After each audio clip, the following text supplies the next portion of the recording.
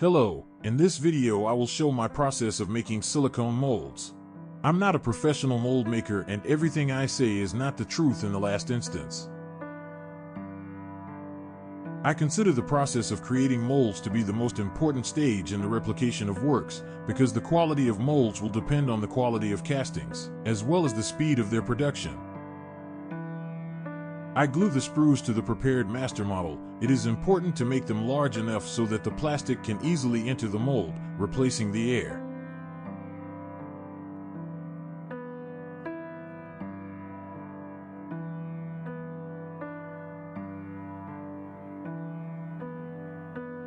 Sometimes I add small bubble traps to the problem areas of the master model. They are convenient because they can be easily removed when processing the casting and do not require a long sprue.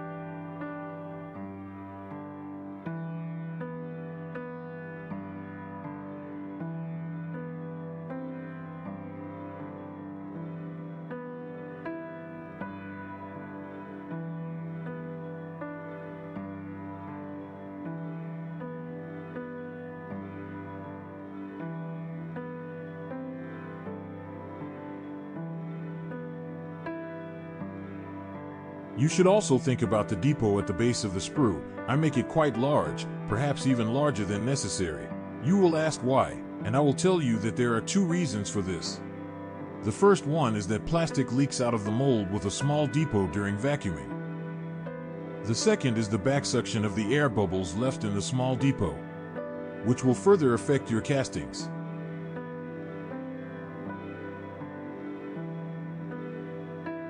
Next, we build the walls of the future mold.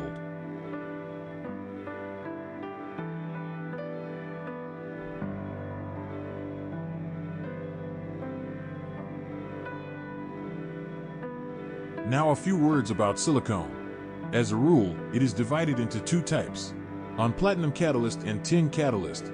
I recommend to read more about the advantages of a particular type separately. In order not to stretch the timing of the video, briefly about the important things. Platinum can be used in the food industry: better tolerance to heat, less shrinkage, higher fluidity, convenient mixing proportions 1:1. But it is rather capricious in operation and may not cure in some places due to inhibition.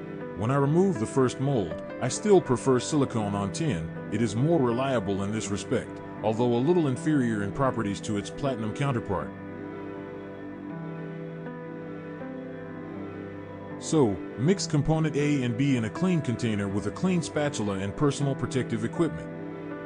When adding the hardener, I also add pigment. It helps to evaluate how thoroughly mixed component A and B, well, and so prettier. When everything is thoroughly mixed, we remove excess air with the help of a vacuum chamber.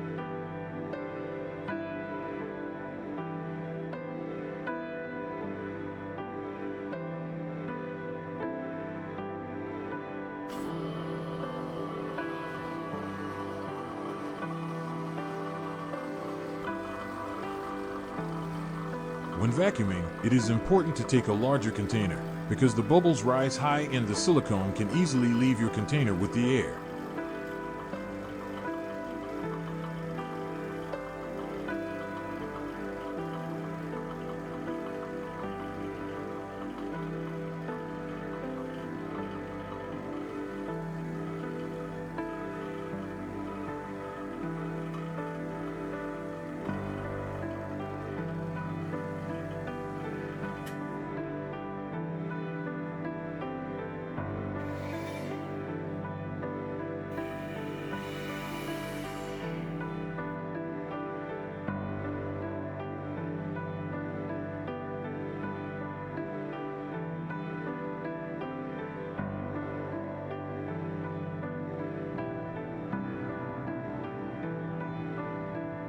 When the excess air has left the silicone, carefully pour it in a small trickle at one point on the side. This way you won't leave any chance for air bubbles and the shape will be perfect.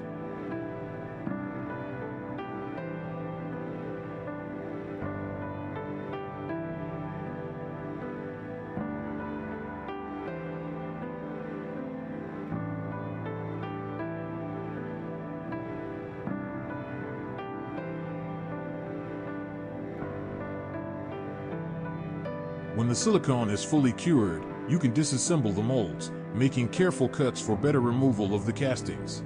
Try to think ahead of time about where these cuts will go, making the mold wall a little thicker at that point.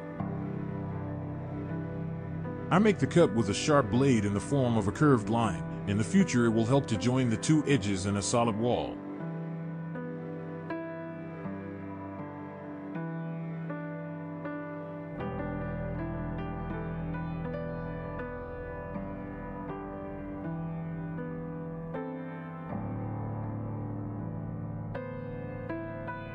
And here are such castings turned out of the molds that we made with you.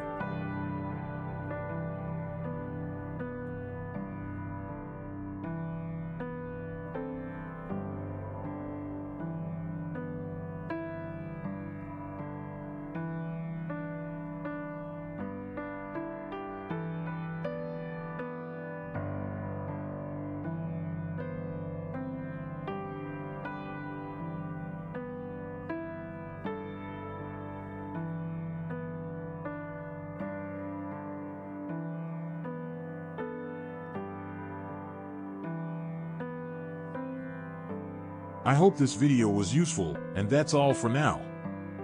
See you soon.